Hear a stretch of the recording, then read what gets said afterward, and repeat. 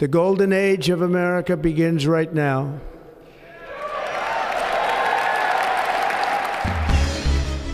দ্বিতীয় মেয়াদে প্রেসিডেন্ট হিসেবে শপথ নিয়েছেন ডোনাল্ড ট্রাম্প। 20 জানুয়ারি সোমবার যুক্তরাষ্ট্রের স্থানীয় সময় দুপুর 12টায় ক্ষমতা হস্তান্তরের আনুষ্ঠানিকতার মধ্যে দিয়ে 47তম মার্কিন প্রেসিডেন্ট হিসেবে শপথ নিলেন 79 বছর বয়সী Trump. We will be the envy of every nation, and we will not allow ourselves to be taken advantage of any longer. দায়িত্ব গ্রহণের পর ডোনাল্ড ট্রাম্প কি পদক্ষেপ নেবেন সেদিকে চেয়ে আছে বিশ্ববাসী। ট্রাম্প প্রতিশ্রুতি দিয়েছেন তিনি যুদ্ধ থামাবেন, তার পক্ষে যারা কাজ করবেন তাদের প্রতি সহায়তার হাত বাড়াবেন, একই সঙ্গে নিন্দুক ও সমালোচকদের তদন্তের আওতায় আনবেন।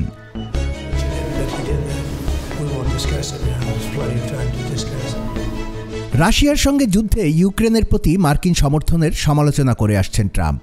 গত নভেম্বরে মার্কিন প্রেসিডেন্ট নির্বাচনের আগে থেকে তিনি বলে আসছেন প্রেসিডেন্টের দায়িত্ব গ্রহণের 24 ঘন্টার মধ্যে রাশিয়া ইউক্রেন যুদ্ধ শেষ করতে পারবেন, কিন্তু তার উপদেষ্টারা স্বীকার করেছেন রাশিয়া ইউক্রেন যুদ্ধ 24 ঘন্টায় বন্ধ হচ্ছে না। এই যুদ্ধ বন্ধ করতে সম্ভবত কয়েক মাস সময় লাগবে। ট্রাম্প ইঙ্গিত দিয়েছেন শান্তি চুক্তি করতে হলে ইউক্রেনকে তার কিছু ভূখণ্ড রাশিয়াকে ছেড়ে দিতে হতে পারে। রাশিয়ার পক্ষ থেকেও ইউক্রেন যুদ্ধ বন্ধ নিয়ে ট্রাম্পের সঙ্গে আলোচনায় আগ্রহের কথা জানানো হয়েছে।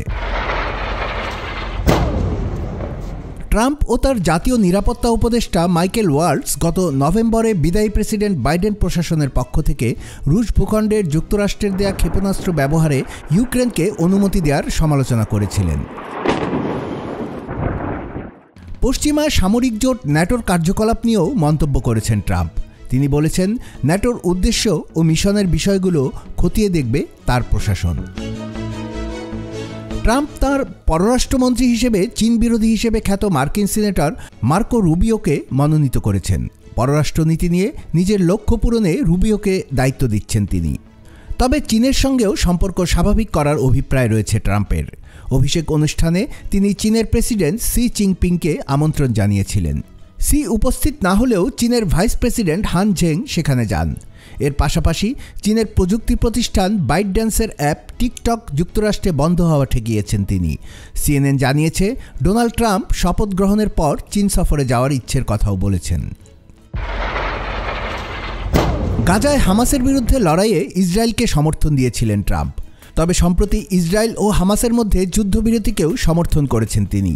ট্রাম্পের পক্ষ থেকে ইসরায়েল ও সৌদি আরবের মধ্যে সম্পর্ক স্বাভাবিক করতে চেষ্টা চালানো হবে। এর আগে 2017 থেকে 2021 সাল পর্যন্ত প্রথম মেয়াদে তিনি এ প্রচেষ্টা চালিয়েছিলেন। পরে বাইডেনও তা অব্যাহত রাখেন। সিরিয়ার সংঘাতে যুক্তরাষ্ট্র নাক গলাবে না বলেও জানান ট্রাম্প। এরপর দেশটিতে বিদ্রোহীদের হাতে দেশটির প্রেসিডেন্ট বাশার আল আসাদের পতন ঘটে। মধ্যপ্রাচ্যে ইরানের পক্ষ থেকেও ট্রাম্পের সঙ্গে সম্পর্ক জোরদারের প্রত্যাশা করা হচ্ছে। দেশটির নতুন সংস্কারপন্থী প্রেসিডেন্ট মাসুদ পেজেশকিয়ানকে পশ্চিমাপন্থী হিসেবে দেখা হয়।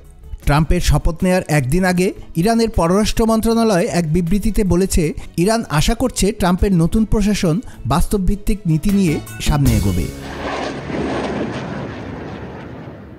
ট্রাম্পের পক্ষ থেকে যুক্তরাষ্ট্র জুড়ে ইসরায়েলের আয়রন ডোমের মতো আকাশ প্রতিরক্ষা ব্যবস্থা তৈরির কথা বলা হয়েছে। এর পাশাপাশি মেক্সিকোতে মাদক চোরাচালানিদের ধরতে অভিযান চালানোর কথাও বলা হচ্ছে।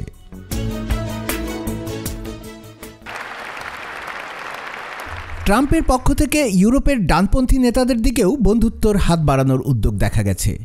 তার অভিষেক অনুষ্ঠানে অতিথি তালিকায় ছিলেন ইটালির প্রধানমন্ত্রী জর্জিয়া মেলোনি ও আর্জেন্টিনার প্রেসিডেন্ট জেভিয়ার মিলেই। এর বাইরে হাঙ্গেরির প্রেসিডেন্ট ভিক্টর আরবান, যুক্তরাজ্যের ডানপন্থী রিফর্ম পার্টির নেতা নাইজেল ফারাজ, ফ্রান্সের রাজনীতিবিদ জেমোর, স্পেনের কট্টর জাতীয়তাবাদী ভক্স পার্টির নেতা সান্তিয়াগো আবাসকাল, জার্মানির কট্টরপন্থী অ্যালিস ভাইদেল সহ অনেকেই আমন্ত্রণ পেয়েছেন।